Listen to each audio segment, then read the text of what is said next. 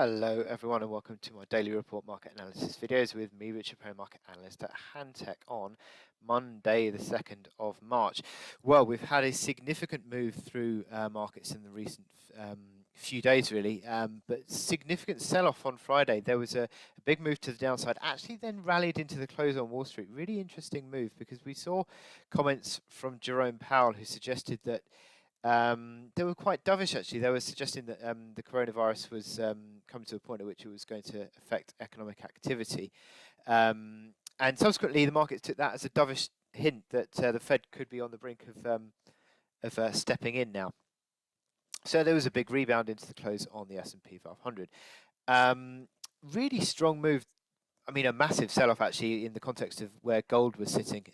Big 3.5% move to the downside on Friday, suggesting that it come to the point at which portfolios were liquidating and margin calls were being made, and then subsequently the positions on gold, which you'd think in a time of significant market fear where the VIX volatility had spiked strongly higher, that was going to be something that would be attracting gold to the long side. But certainly on Friday there was a big move to the downside on gold, and it suggested that pretty much traders and portfolio managers were having to sell gold to cover their positions.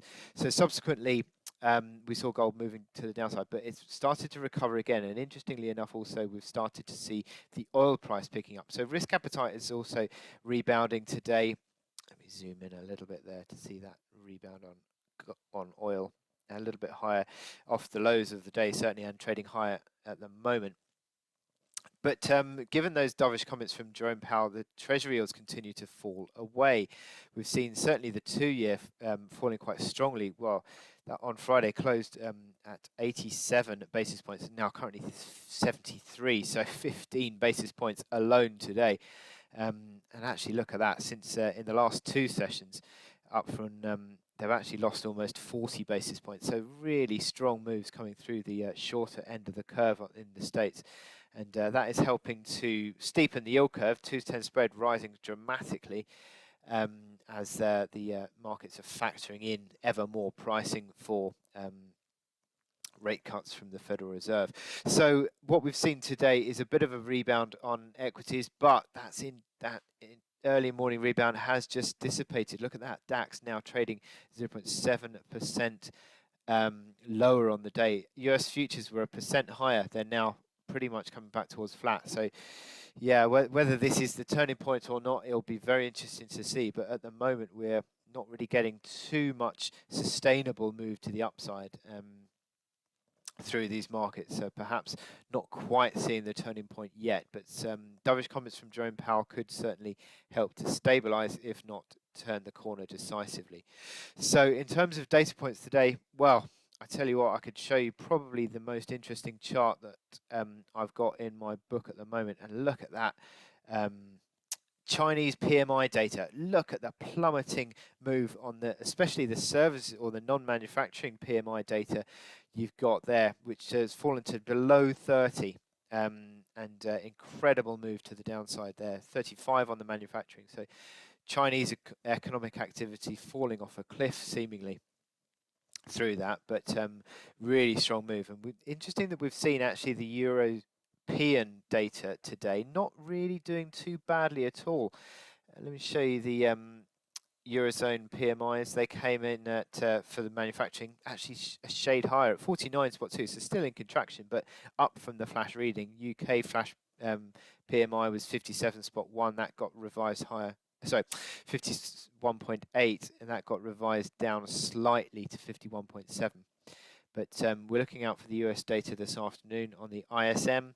It's expected to be 50.4 this afternoon at 3 o'clock. Now, we've got no Fed speakers today, no central bank speakers of any note. So looking at my chart of the day, and that's silver, and that chart of the day is really interesting because, as I said, the precious metals and certainly gold got hit on Friday, but also silver.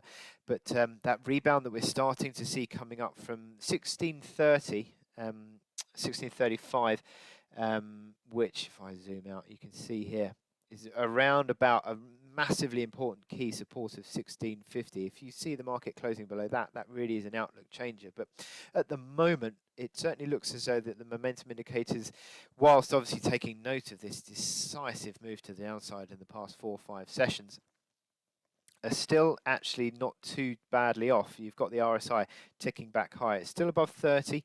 You've got the MACD lines, which have crossed lower, but still around that neutral point, and the stochastics, are they beginning to settle down a bit? So this intraday rally today, if it can hold that move, really is an interesting recovery that we've seen in silver. If it can start to build a positive move once more, then it's got to test that 1720 to 1730 pivot line of the of this range, or pivot area, I should say. And that's now being eyed as a testing point. So that would be your resistance overhead that you'd really need to see silver getting through 1735 to really engage in a decisive recovery. At the moment, it just could be considered to be just a little knee-jerk technical rally.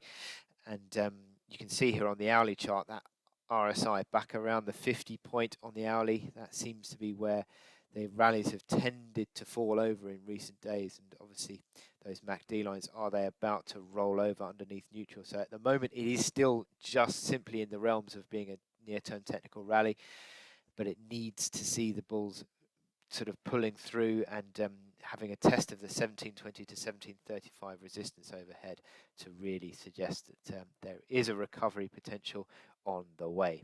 So with that in mind, I wish you good luck in your trading today.